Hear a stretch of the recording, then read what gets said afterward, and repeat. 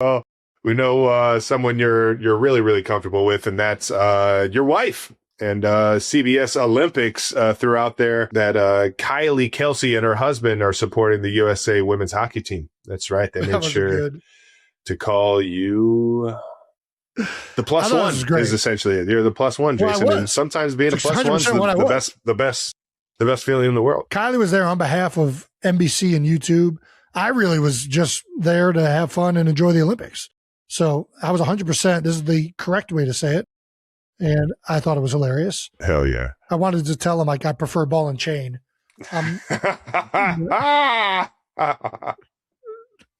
But yeah, that was the first USA women's game from the first day that we were there. That was awesome. Hell yeah. Dude, and you finally met Yoko Apollo Ono, the speed skater, minus the Yoko. That's will forever be one of the funniest things. Dude, Apollo, I mean, we watched him all growing up. Hell yeah. Unbelievable speed skater. Dude, he's been to the heights, dude. Did you talk about him coming to the heights? I didn't actually ask him that. Dude. You're right, though. I think he did. I'm pretty sure he did. At least that was word around town, and you already know how word gets around Cleveland Heights. I believe you're right, because I think that's when the first year that the new ice rink was built, it was an Olympic rink, and they could do all the speed skating and stuff. Yeah. Speed skating was electric as shit. Let me tell you. So we went to the things that we did there. We saw 4 Olympic hockey games, 2 female and 2 male games. We saw figure skating, and we saw speed skating, short track speed skating, which is the best. The long tracks are fun, and it's cool to see everybody pick up speed. I want to see the short track. I want to see short track. I want to see short track too, but sometimes it pisses me off when they start off real slow. When they're doing the longer races, we saw the 1,500 meters, which I guess was longer. Sometimes that pisses me off. But these things were fast paced. They were moving. They're doing tush pushes because we saw the relay version of it where they get in there and they push the ass of the guy in front of them. Yep. The thing that was nice, so I felt like this watching WrestleMania and then going to WrestleMania was in Philadelphia. When you're at WrestleMania, they don't have the announcing. And you realize when you're in the venue, when you're just watching 2 guys wrestle, how much you need like the shit talking, and you need Pat McAfee saying like, "Oh, off the top rope." Like unless you have that, like it's just not that fun to be at, in my opinion, in the venue, which I think wrestling needs to incorporate the announcing in the venue. I don't know how you got to figure that out, but it would make it so much more exciting. Yeah. I kind of felt the same way watching figure skating, if I'm not going to lie. Like I would have liked to have heard Tara Lipinski and Johnny Weir announcing it live.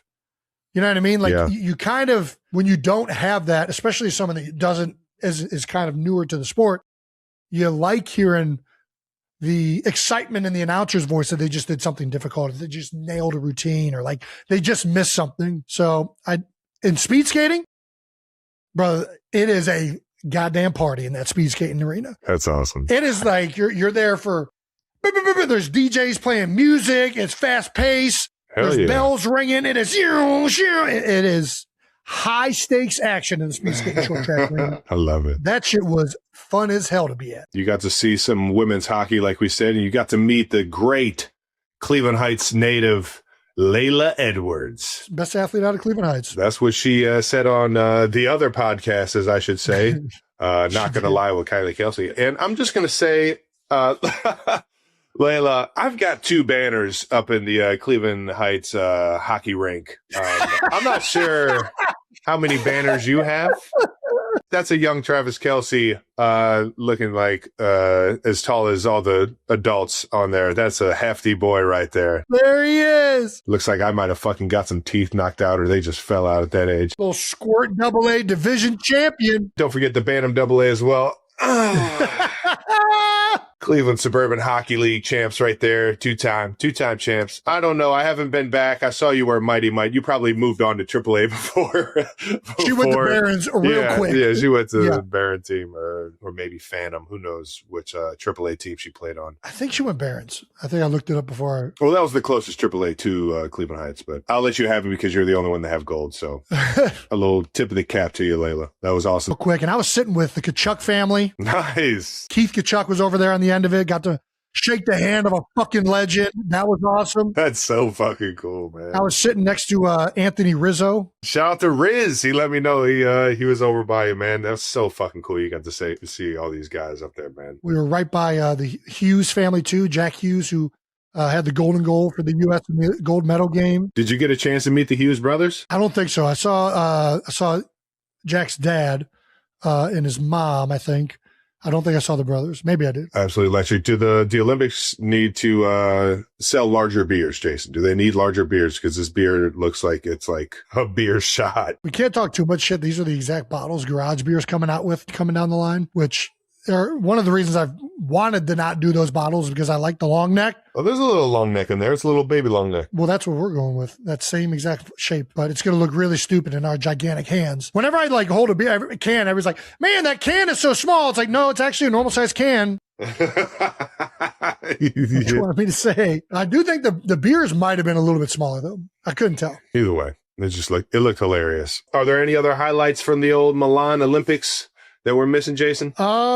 Best food you ate? Man, I can't pronounce any of the restaurants we went to, but we took the metro down into near the Duomo area, ate at a couple restaurants that Susie Schuster, Rich Eisen's wife, recommended some of these spots. Nice. We had some unbelievable food, but I did have a cheeseburger promptly once I got back to the United States. Man, I there's just something like, don't get me wrong, I love traveling, but I was like, man, all this pasta and everything is great, but I'm missing a cheeseburger and just French a fries burger right now. and fries, or some fucking American style fucking pizza. You know, there's nothing like an American style pizza. Well, I didn't mind the Italian pizza. It was very good.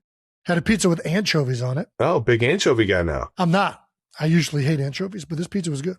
Nice. What else did we do? Saw the Duomo, which, my God. Have you ever seen that? Nope. Do not do it justice. You see that thing in person, it's just all stone carved out, fucking points and shit carved into it. It is fucking insane. But yeah, it was, Milan was gorgeous. I've seen that on pictures. Man, fuck you. It's like when the ref the ref comes up to me. He's like, hey, just make sure you let him go. Oh, was I doing that? Was I holding him? I didn't think I was. Oh, sorry, sir. I didn't know I was holding him. Knowing damn well I just held the fuck out of that guy. I just go the other way. I'm like, man, he's holding me. Yeah. He's holding me. You look at it. You saw him holding me first. Exactly. Ref, I was trying not to hold him, but I just couldn't disengage. He was grabbing onto me. Oh, man, that's hilarious. God damn, that was an epic Olympics. Shout out to all the Olympians. That was I enjoyed every single bit of it, from all the ski and snowboarding to the speed skating. Even saw a bunch of the figure skating. And man, it was a fucking show. Shout out to Alyssa Liu for bringing home the gold. Alyssa Liu. Yeah. And, shout out to both hockey teams bringing it home for the red, white, and blue. When I was watching the figure skating, we were at the short program night. Nice. I was sitting in front of, Nathan Shen, and he was describing to me like all the things that they needed to hit. Yeah. So by the end of it, you knew what to look for and everything. Yeah. Like if somebody missed it, you knew what the review color was. If it was green, it was good. Well, they were showing that on the TV too. I was like looking at it like, ooh, we're gonna have to review that one. That's not good. It's a yellow. Is the heel at 6:00 or is it at 9:00? The great Scott Hamilton, I'm sure. Dude, how cool was it meeting that guy? Unreal. That was Mom's favorite. We always used to watch Scott Hamilton. Favorite. Yeah, well, touche. But she was the one that was like, he's the best when we were coming up. And I just remember, I don't know what it was. Was it the gala that we always watched Scott Hamilton do the flips in? Because you can't flip during the Olympic Games. I asked him this too. I thought that he was the reason the flips were banned. Apparently they were banned before him, but he would do it. He just never did it in competition. Right. Which now they let him do it. This is the first year I think that they changed the rule. You can do flips now. Oh, I didn't see anybody doing flips. Yeah, he would do it. And yeah, I mean, he was the star of figure skating. And he brought up a point too. Like now, there's not really a lot of opportunity for figure skating outside of the Olympics. So a lot of these Olympians, they do like 5 or 6 years. They start so young, but then they retire at like 26. Scott had like a professional career touring figure skating for like 20 years. And he's like, this is like, it just changed a lot since he was around. You know, I think that all the figure skating would like it to get back to that, right? They're really trying to push to make it something that is a touring professional circuit that it used to be on a large scale. And that was one of the reasons I think that we remember him so much, is like he was doing it for so long. Nice. Well, now that the Olympics are over, what are you going to do next, Jason? What are you going to do? Well, we are doing I'm doing TGL. What? Indoor, that's right. Dude, right? Tiger, I've always wanted to go to TGL. Same. And thankfully it's a part of ESPN, so I get to go down there and work. Nice, man. Do you get a +1? Yes, I would love to have you if you're willing to come down. Yeah. I've heard from everybody how state of the art and incredible this technology is. So I can't wait to check it out firsthand. What Tiger and all those guys have done at TGL is just remarkable. So epic, man. Going to be really cool heading down there. And then after that, I'm taking some much needed relaxation time. Yeah. I mean, you're the king of getting out of the house, Jason. I love how this all started where I was like, you couldn't keep me in my seat. I didn't have the opportunities I had back then. Now I'm over here going to the Olympics and the Super Bowl and all this stuff. Touche. Sure, a lot of it is contractually obligated verbiage and strict negotiations. Oh, no, I got to go to TGL. I mean, I live a very silly life where doing all this really fun, awesome stuff is also part of my job, right? And, it's a joy. I get to reconnect with hockey, which obviously we all love growing up, do things with golf, which we've been fans of that sport for a long time. I mean, it's wild. It really is. Trav, let's talk about you. Oh, fuck. Little Pebble Beach Pro-Am. Yeah, dude. How was that? Pebble Beach is one of the most epic tournaments I've ever been to. I can't tell you how amazing it was, seeing that course, Pebble on the water. The first 2 days, they split courses. As the Pro-Am is going on as well. You play Spyglass one day and then play Pebble the other day. And it's just so well done, man. AT&T does a great job of bringing in, the best golfers in the world playing on some of the most beautiful golf courses.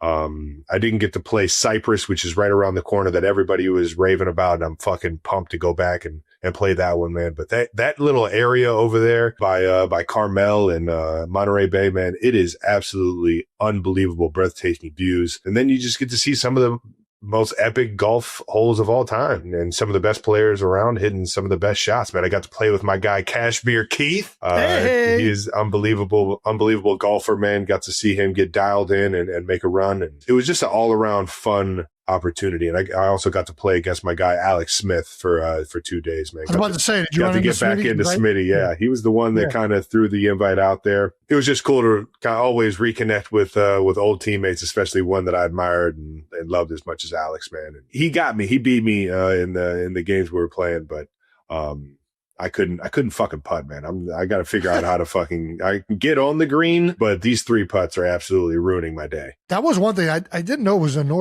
guess it's not Northern California, but it's up there by San Francisco, right? It's up there.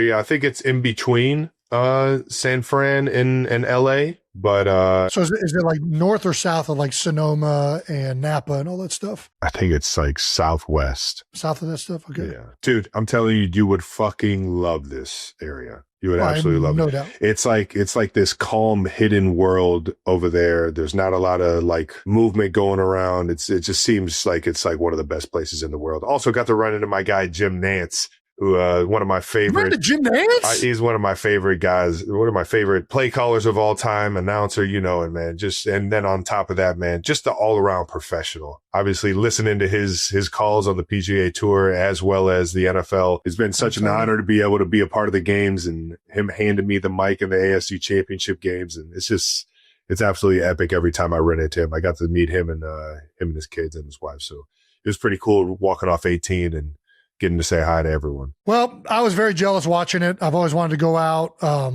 It was the one off week I had before the Olympics. So I'm like, you know what? I'm going to take this time to go back with the fam before we head out again. But I'm glad you enjoyed it.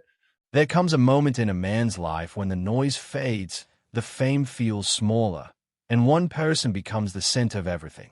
And for Travis Kelce, that moment came when Taylor Swift stepped into his world. This wasn't just another celebrity headline. This wasn't just a viral romance. This was a shift, a transformation. Travis recently opened up in a way that felt raw and real. No jokes, no locker room energy, just honesty. He admitted that before Taylor, his life was built around one thing: football, championships, legacy, proving himself every single Sunday. But when Taylor came into his life, he started thinking about something bigger than the game, bigger than the spotlight. He started thinking about forever. He shared how Taylor didn't just cheer for him, she believed in him. And there's a difference. Anyone can clap from the stands. But believing in someone when cameras are off, that's rare. He talked about her discipline, her unstoppable work ethic, the way she carries global fame without letting it harden her heart. Watching her perform in front of tens of thousands and still stay grounded inspired him in ways he didn't expect. And here's what truly hit.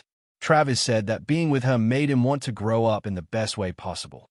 Not change who he is, but evolve. To think long-term. To think about building something solid. He described her as someone who brings peace into chaos. Someone who listens. Someone who supports without ego. And when a man at the top of his career says a woman makes him better, that means something. He hinted that marriage isn't pressure for him. It's purpose. It's about choosing one person every single day. About standing beside someone who matches your ambition but also protects your heart. He made it clear that with Taylor, he doesn't feel competition. He feels partnership. He feels alignment. Fans have seen the moments, her celebrating in the stands, him flying across the world to attend her shows.